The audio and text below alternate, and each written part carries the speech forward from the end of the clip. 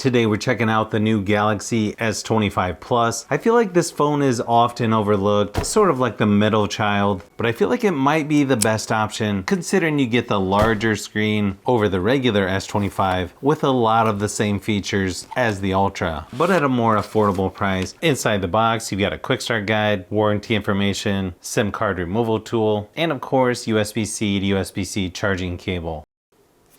Okay, this color actually looks really nice. Kind of changes depending on what the lighting is, so it shouldn't be too bad as far as fingerprints go. I kind of wish they had white. The color shown here is silver shadow, but for me it doesn't really matter. I'll just be putting a case on either way. You've got the option of 256 gigabytes or 512, so you don't get the 1 terabyte that you get with the Ultra. Nice thing is I got 512 gigabytes as basically a free upgrade. Nice thing is this one's a little lighter than the Ultra, 209 grams. One small difference is you get a 4900 milliamp hour battery in the Plus versus 5000 in the Ultra. This is on Android 15, One UI 7. You can see the new style of welcome screen there.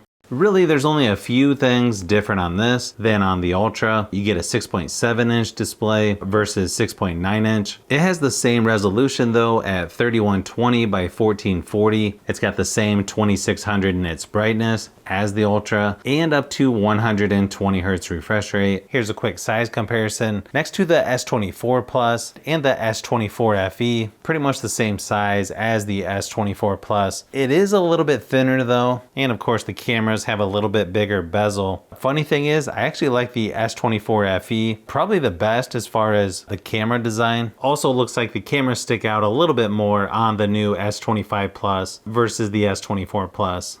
Of course, it's not quite as big as the Ultra. It's also not as thick as the Ultra either. You have face unlock, fingerprint, pattern, PIN, or password.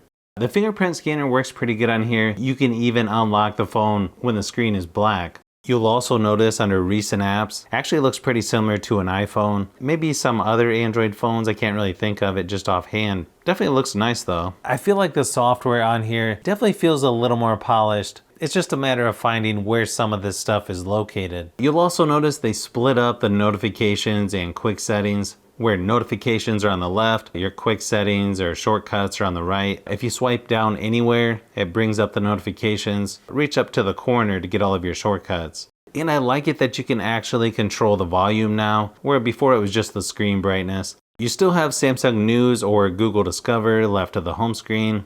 Over on the side, you've still got the Edge panel. It's pretty similar as before. They just added a few extra things like AI Select, Drawing Assist, Now Brief, Interpreter, most of their AI stuff really. You'll also notice they updated some of the icons like the calculator, calendar, and settings. Looks like there's a few extra apps they installed like Facebook, Netflix, Spotify, but you can uninstall those if you want.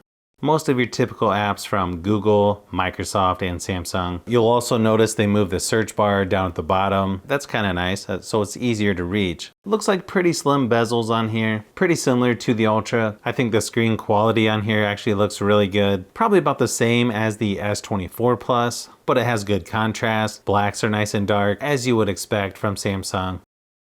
I also like it that you can move stuff around now up in your quick settings. Just seems a lot easier to customize things now. Sort of hidden in the middle is all of your other shortcuts, flashlight, airplane mode, Samsung DeX, screen recorder, and so on. Then of course you can add a lot of other stuff like NFC, live caption, secure folder, Dolby Atmos, and so on.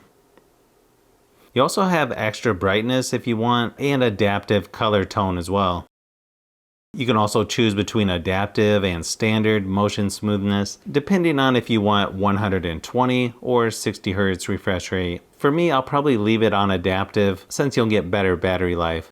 Just like the Ultra, they keep it on 1080p resolution, I assume for better battery life, 1440p resolution if you want. It also has the same 12 gigabytes of RAM. You also get the same Snapdragon 8 Elite processor in the Plus and the Ultra. Performance-wise is basically identical to the bigger Ultra version, as you can see in single and multi-core scores, and GPU performance as well. So you'll be able to play pretty much all the same games as the Ultra at the same frame rates and graphics settings. Probably one advantage for this over the Ultra, it's a little easier to handle because it's smaller. and it's going to fit more controllers as well. So obviously one of the best options out there when it comes to performance. And this one seems to connect fine to my Xbox controller. I'm not sure why I had an issue with the Ultra. You can also see the new animation when you're charging your phone. The crazy thing about the battery life with this phone, I'm currently testing the S25 Ultra, and it's going on about 23 hours so far of continuous streaming at 100% screen brightness, and it probably still has at least another hour or so to go. And the S25 Plus seems to be pretty similar, so I would imagine it's going to be at least another day or so before I can even get an estimate of the battery life for this one and the S25 Ultra. I mean, these have to be the longest lasting phones that I've tested so far. Now obviously this is on Wi-Fi, so it's going to be a little bit different once you're using this every day, because it's usually not as good on your network versus Wi-Fi. But still, it's pretty crazy how long these are lasting. I feel like the speakers on here are plenty loud enough, especially if you turn on Dolby Atmos. Here's a quick sample just to give you an idea of what it sounds like.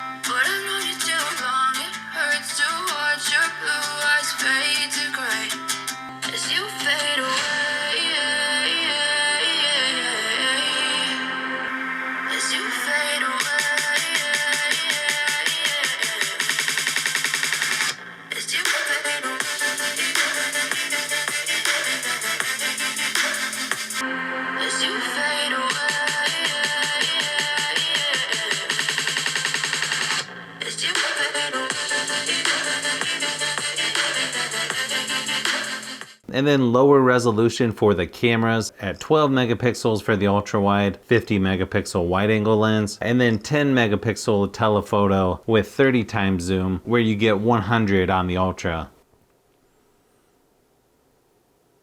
Inside the camera app, you've got portrait, photo, video. Under more, you have expert raw, pro video, night, food, panorama, slow motion, hyperlapse, portrait video, dual record, and single take. So a lot of different stuff to choose from. You can also shoot up to 8K resolution, 30 frames per second for video recording. You can also shoot in HDR, except for in the 8K resolution setting. Here's a few quick samples of photo and video just to give you an idea of what to expect from the new S25 Plus. I think video quality on the Plus is actually pretty close to the Ultra. Now photos might not be quite as good because of the lower resolution. I think I'll need to compare this a little closer to some others to see if I like this better than the Pixel 9 series. But so far I definitely like what I'm seeing. I know I saw someone online mention how Samsung needs to fix motion blur when taking photos of pets or kids, but I haven't used any Pixel, Samsung, iPhone, or OnePlus that's actually good with motion blur, especially with my pets, where they just start getting really hyper as soon as I try to take their photo. But hopefully this gave you a little closer look at the new S25 Plus. Now I just need to decide if I want to use the Plus or Ultra as my full-time device. I don't know, I may need to use each one for a little bit longer to really decide between the two. But if you like phones, tablets, and other tech, I've got a lot more stuff that I'm working on, so keep an eye out for those upcoming videos.